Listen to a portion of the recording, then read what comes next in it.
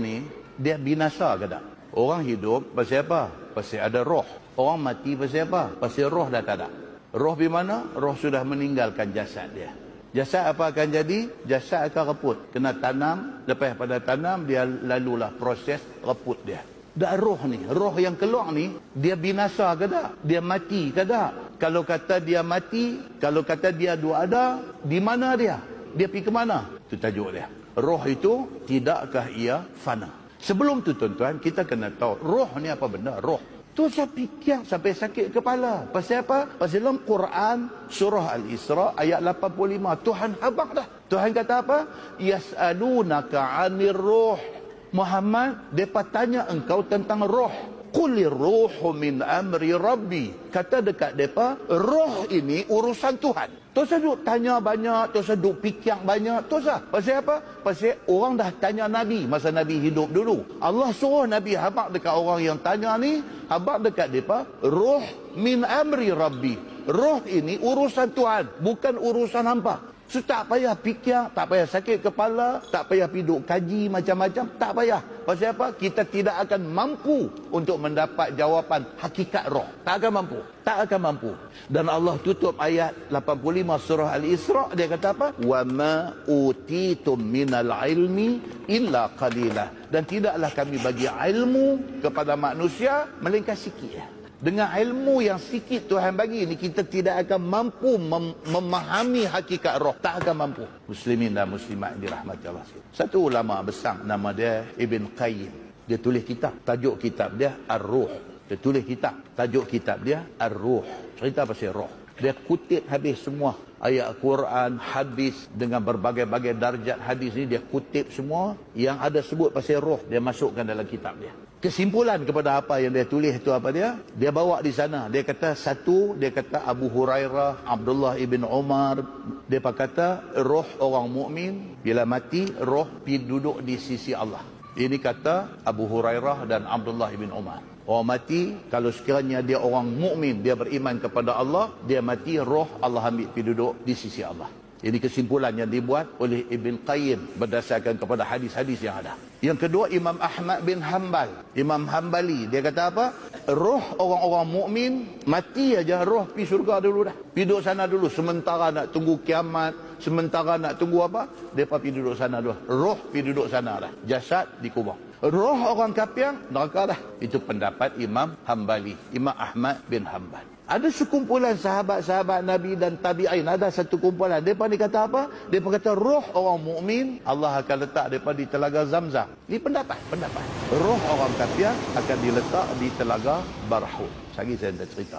So Ibn Qayyim dia buat kesimpulan. Dia kata apa? Dia kata cerita dia macam ni. Jadi roh orang-orang yang mati ini akan ditempatkan di tempat yang sesuai dengan keadaan dia masa hidup. Ibn Qayyim kata. Tengok berdasarkan nas-nas hadis, pendapat-pendapat para sahabat dan sebagainya yang ada ni, mudah dia kata nak buat kesimpulan. Kalau orang yang mati itu orang yang beriman, mereka akan diletakkan di tempat elok. Dia kata. Kalau yang mati itu orang-orang yang mati syahid, syuhada, mereka akan ditempatkan di tempat yang elok-elok. Tapi ada, dia kata yang mati, roh mereka diletakkan di pintu syurga. Nak masuk tak boleh. Duduk di pintu syurga. Inilah agama aku yang Eliket kata apa? Tunggu di pintu syurga, apa kata ini. Nak masuk tak boleh. Tunggu di pintu. Ada sebahagian daripada orang yang mati ini, roh dia kena tunggu di kubur. Nak naik tak boleh. Adalah hadis. Hadis riwayat Imam Ahmad. Mati, roh tu macam biasa, dibawa naik. Roh orang yang beriman, dibawa naik di tiap-tiap pintu langit ni, disambut oleh penjaga pintu langit ni.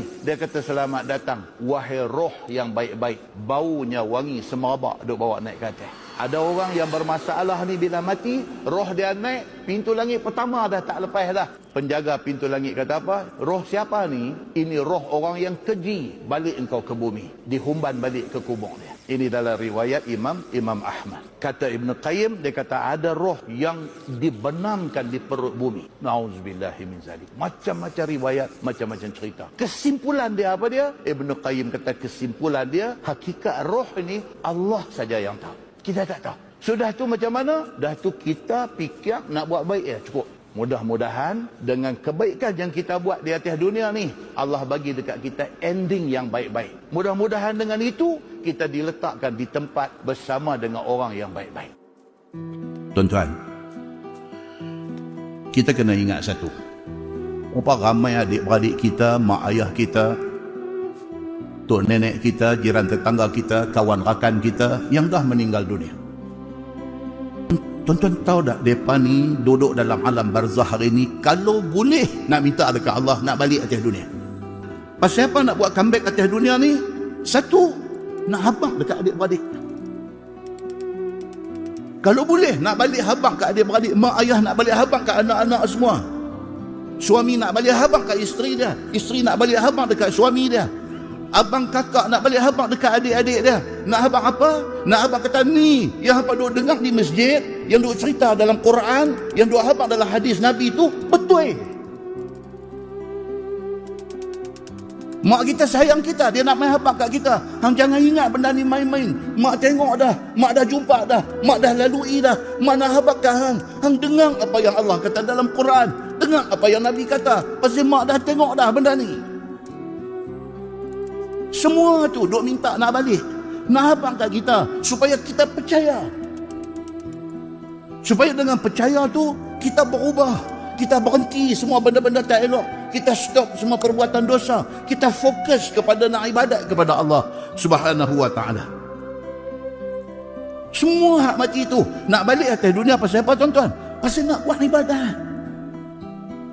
Dia rasa masa yang Allah bagi dekat dia 40, 50, 60, 70, 80 tahun, dia rasa dia tak manfaatkan dengan sebaik-baiknya. Dia minta, ya Allah, bagi aku balik. Aku nak buat ni benda aku tak buat dulu. Muslimin dan muslimat yang dirahmati Allah sekalian. Firman Allah, wala taqtulu auladakum khasyata imlaq. Ini baik-baik. So jadi fenomena lah ni. Dan jangan kamu bunuh akan anak-anak kamu kerana takut jadi papa miskin. Kita tak faham tentang konsep rezeki Allah bagi ni, tak faham. Dia duk ingat kata saya lagi anak ramai duk susah. No. Bukan kata rezeki anak, rezeki hang tu pun Allah bagi. Anak satu rezeki lain Allah bagi. Bukan anak perhabis rezeki hang. Rezeki hang, rezeki hang, rezeki anak, rezeki anak. Manusia tak faham benda ni. Dia duk ingat bila mai anak, bila duk nak perhabis rezeki dia. No, rezeki hang, address dia dekat hang. Rezeki tak salah address. Tuhan hantar tu, dia pergi ke address yang Tuhan bagi. Kalau rezeki tu address dekat kita dapat anak, Allah akan bagi rezeki address dekat dia. Dia tidak ambil rezeki kita. Dia ada rezeki dia yang ditentukan Allah Subhanahu wa taala. So jangan timbul soal nak bunuh anak. Tak mau timbul. Tuan, Pulau Pinang dah mencatatkan statistik tinggi buang anak. Statistik tinggi. Dan paling menyedihkan, orang Melayu yang mengaku Islam. Tuan boleh pergi tanya Jabatan Agama Islam Pulau Pinang daripada statistik detail tentang benda ni. Mereka ambil daripada Jabatan Kebajikan Masyarakat. Menakutkan tuan-tuan. Maka Allah beritahu, wala taqtulu auladakum khasyata imlaq. Jangan kamu bunuh anak kamu kerana takut jadi papa miskin. Nahnu narzuqukum, nahnu narzuquhum wa iyyakum. Tuhan kata, kami yang bagi rezeki kepada mereka, yakni kepada anak-anak itu, dan kami yang bagi rezeki kepada kamu. Tuhan emphasize dalam ayat tu. Han jangan duk ingat han tak ada duit nak bela anak ni. Rezeki depa Tuhan kata kami bagi, bahkan rezeki hang tu kami bagi. Tuhan kata lagu tu. Bukan mereka makan rezeki kamu. Tadi dia tulis dah hak kita kata tadi. Anak-anak tak makan rezeki hang. Hak depa makan tu rezeki depa. Inna qatlahum kana khit'an kabirah. Bahwasanya bunuh anak itu adalah ia salah, bahkan dosa besar. Salah satu, dosa besar satu. Muslimin dan muslimat yang dirahmati Allah sekalian, dalam sebuah hadis riwayat Imam Muslim, lagi detail hadis tu cerita. Dia kata Nabi SAW semasa tengah mengimamkan sembahyang gerhana ini, tiba-tiba Nabi SAW dilihat macam nak hanggau tangan, macam nak ambil satu benda. Nabi tengah duduk sembahyang, Nabi macam nak ambil satu benda.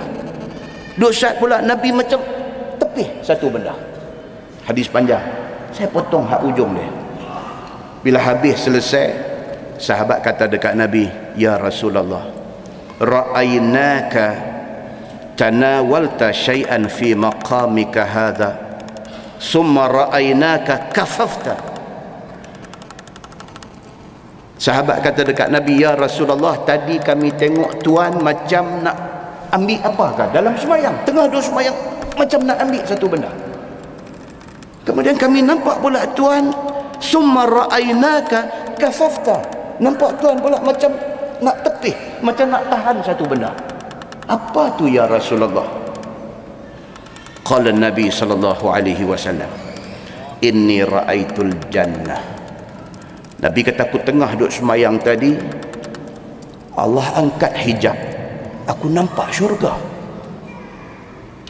Ni yang tadi Nabi kata ni, kalau hampa nampak, kalau hampa tahu apa yang aku tahu, hampa akan jadi manusia yang korang gelak, banyak menangis. Pasal apa? Pasal Nabi, Allah Subhanahu Wa Taala angkat hijab. Nabi nampak benda yang orang tak nampak. Nabi tengah duduk semayang ni, tengah duduk semayang gerhana ni, tiba-tiba Nabi macam nak ambil satu benda. Nabi macam duduk tepi satu benda. Sahabat kata, "Ya Rasulullah, apa tadi? Tengah duduk semayang macam nak ambil benda, macam nak tepi benda." Nabi kata dekat para sahabat ni, Nabi kata, "Inni ra'aitul jannah." Tengah duduk semayang tadi, Allah bagi aku nampak syurga. "Fatanawaltu minha unqudan." Nabi kata, maka aku hanggau tangan aku kerana nak ambil satu tandan buah syurga. Allah bagi aku nampak syurga dengan buah-buahan yang ada dalam syurga. Aku nak ambil buah tu, aku nak ambil nak bagi dekat hampa. "Walau akhaztuh la akaltum minhu ma baqiyatid dunya." Nabi kata, kalau tadi ni aku dapat tandan buah tu, hampa makan buah tu selagi mana ada dunia, hampa boleh makan buah tu. Tu yang tadi hampa nampak aku macam tu tangan tengah duduk semayang. "Wa ra'aitun nar."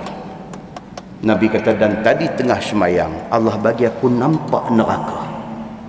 Aku nampak neraka di depan mata aku. "Falam ara kal yawm manzaran qat." Nabi kata, seumur-umur hidup aku tidak pernah aku tengok satu benda yang sangat menakutkan macam mana yang aku tengok tak sah. Yang kata neraka Allah ni, Nabi kata ada satu benda seumur hidup aku tak pernah tengok satu benda yang teruk macam tu. Itulah neraka yang Allah bagi aku nampak tadi. Kerana itulah aku buat tangan macam tu. Aku tak gamak nak tengok neraka itu. "Wa ra'aitu aktsara ahlihan nisa." Nabi kata, dan aku nak abang dekat hampa, aku nampak neraka, dalam neraka perempuan ada ramai. Nabi kata, bila Allah buka hijab, nampak neraka, kebanyakan penghuninya perempuan. Qalu bima ya Rasulullah. Nabi kata lagu tu, sahabat kata dekat Nabi, pasal apa jadi lagu tu ya Rasulullah? Sahabat ni, dia duk bayang bini mereka di rumah. Bini mereka bagus. Bini mereka berkhidmat untuk mereka sepanjang masa. Jaga segala hal ahwal keperluan suami. Bini mereka orang bagus di rumah. Pasal apa pula yang diperlihatkan kepada Nabi, orang perempuan ramai dalam neraka? Bima ya Rasulullah. Pasal apa orang perempuan jadi ramai dalam neraka ya Rasulullah? Qala Nabi sallallahu alaihi wasallam. Nabi kata, bikufrihin, kerana kekufuran dan keengkaran mereka. Qila ayakfurna billah. Sahabat kata, ya Rasulullah, adakah orang perempuan ni kufur dengan Allah? Mereka bantah Allah, mereka engkar Allah? Qal bikufril ashir. Nabi kata, dah, mereka bukan masalah dengan Tuhan, mereka masalah dengan husband mereka. Orang perempuan ni bukan masalah dengan Tuhan. Mereka semayang bagus, mereka puasa bagus, Depa ni mai puasa Isnin Khamis depa buat. Depa mai puasa hari-hari 10 awal bulan Zulhijjah depa buat. Ni Muharram nak mai depa duk pasang dah nak puasa Tasu'a, nak puasa Ashura, depa buat. Depa ni orang yang ibadatnya bagus. Subuh depa gerak laki bangkit semayang. Depa bagus. Cuma masalah depa ni, Nabi kata apa? Bikufril ashir.